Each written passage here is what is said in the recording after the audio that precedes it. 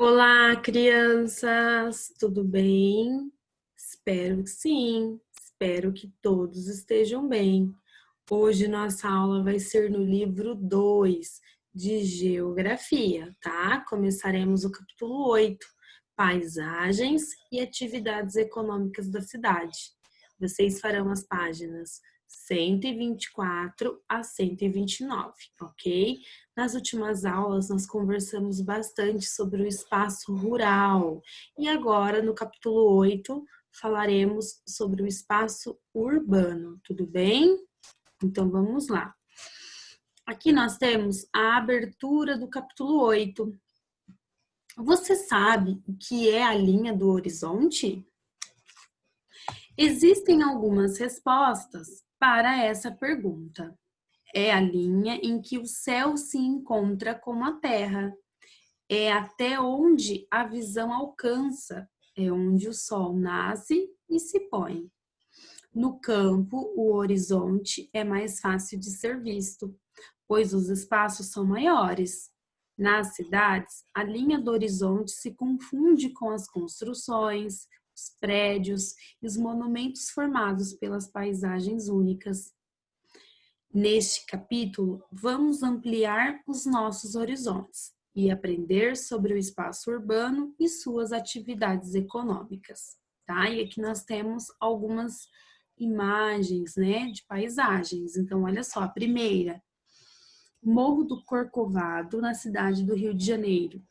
Segunda, Ópera de Sydney, na cidade de Sydney, Austrália. E a Estátua da Liberdade na cidade de Nova York, nos Estados Unidos. Então, olha só, trocando ideias. Com uma caneta, contorne a linha do horizonte das paisagens desta página. Então, aqui vocês vão pegar uma caneta e vocês vão contornar toda a linha do horizonte dessas paisagens, tá bom? Depois, na aula online, vocês vão responder essas duas perguntas, tá bom? Você teve dificuldade para traçar a linha do horizonte nas paisagens? Explique.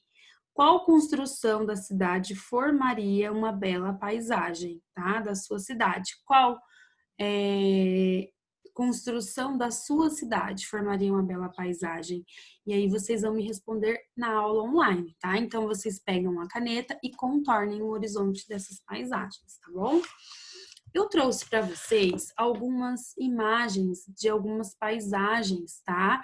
Para vocês poderem ver como é a linha do horizonte, tá? Então, aqui nós temos 4 imagens, tá bom? Então, vamos ver como são. A linha do horizonte, né, é uma linha mesmo, né? Tá? Que quando você olha para a paisagem, você vê uma linha lá na frente. Então, aqui vocês não estão vendo uma linha? É chamado da linha do horizonte, tá? Olha só na outra imagem aqui de novo. É quando o céu se encontra com a terra, tá? Aqui a outra linha do horizonte e aqui também. Só que vocês percebem que na cidade é mais difícil a gente conseguir enxergar a linha do horizonte? Devido às construções, né, aos elementos culturais. Já no espaço urbano, né, onde prevalece os elementos naturais, nós conseguimos ver perfeitamente a linha do horizonte, como nessas outras imagens. Já na cidade, se você olhar na cidade de onde você mora, será que você vai conseguir observar a linha do horizonte? Será um pouco difícil, né, devido aos elementos culturais, tá? Então, olha só, a linha do horizonte é o limite que a gente consegue enxergar, tá? Então, vamos lá. Agora, na página 126, o espaço urbano. O espaço urbano também é chamado de cidade. Nele encontramos paisagens com grande diversidade de elementos culturais que foram criados e transformados pelo ser humano. Podemos ver muitas construções, casas, galpões, edifícios, templos religiosos, mercados, via de circulação, calçadas, ruas, avenidas, ciclovias, né? Veículos, carros, ônibus, bicicletas, motocicletas, entre outros. Então, no espaço urbano, quando falamos da cidade, e espaço rural é quando falamos do campo, tá? Então, aqui nós temos duas imagens, tá? De espaço urbano. Diferentemente do campo, as cidades possuem milhares e até milhões de pessoas. Existem, por exemplo, cidades pequenas com poucas pessoas e nenhum edifício alto. Cidades médias com maior movimentação de pessoas e cidades grandes com viadutos, arranha-céus e muitas pessoas e veículos indo e vindo. Veja como as duas cidades abaixo são bem diferentes uma das outras. Então, aqui nós temos duas imagens também, tá? Vocês podem fazer a leitura da legenda, tá bom? Na aula online conversaremos melhor. Já na página 127. Outra característica do espaço urbano é que as construções ficam muito próximas uma das outras.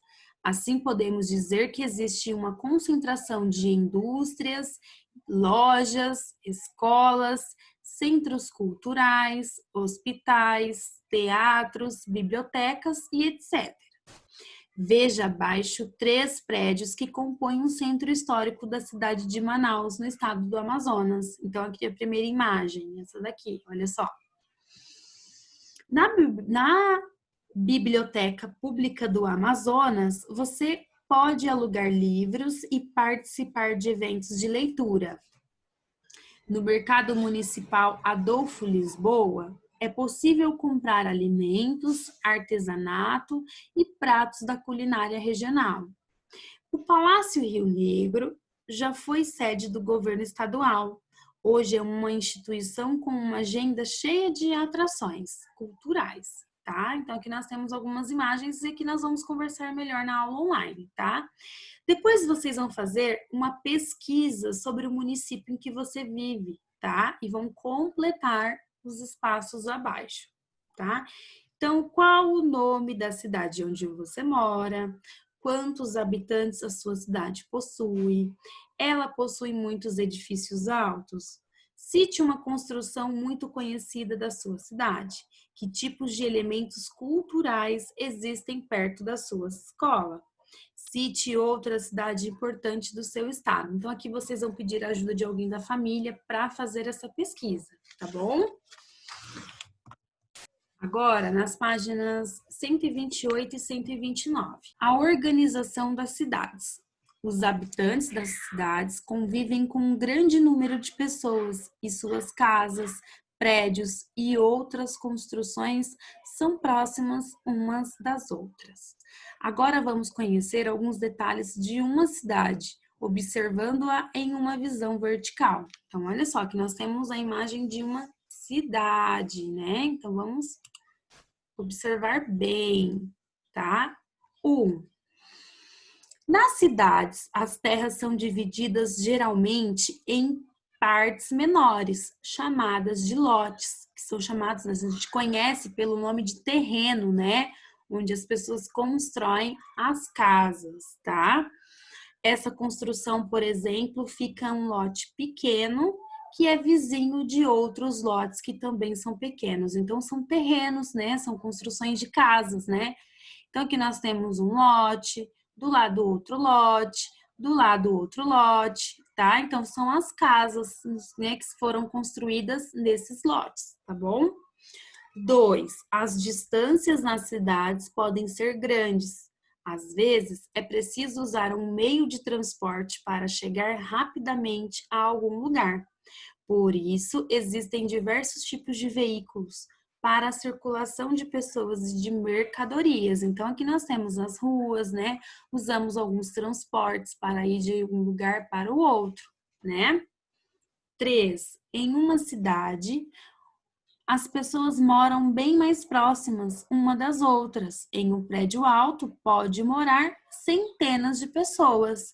Lembra que nós vimos que as pessoas construíram, né, os prédios para acomodar mais de uma família em um mesmo local? Lembra? Olha só, em um mesmo lote, eles podem construir um prédio e acomodar várias famílias, não é isso? 4. As praças e os parques são espaços em que os moradores se encontram para conversar, brincar e levar seus animais de estimação para um passeio. 5. Alguns tipos de comércios, como supermercados e lojas de carro, ocupam lotes maiores, às vezes até um quarteirão inteiro. Então, eles precisam de mais espaços, né? Então, eles ocupam mais de um lote, mais de um terreno, tá? Agora é com você. 1.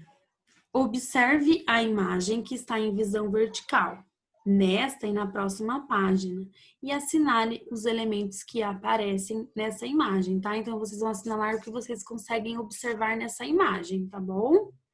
2. Explique por que os edifícios são muito presentes em cidades bastante populosas. Acabei de explicar. Por que as pessoas construíram um prédio e não apenas uma casa? Na aula online conversaremos, tá bom? Boa atividade para todos e até amanhã.